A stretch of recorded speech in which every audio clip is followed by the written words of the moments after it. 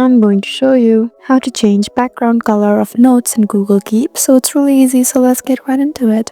Just go ahead and open your Google Keep app. Just go to your app library and type it in like this, and now you can find it right here. Just go ahead and open it, and once you've done so, just select the note that you would like to make these changes to.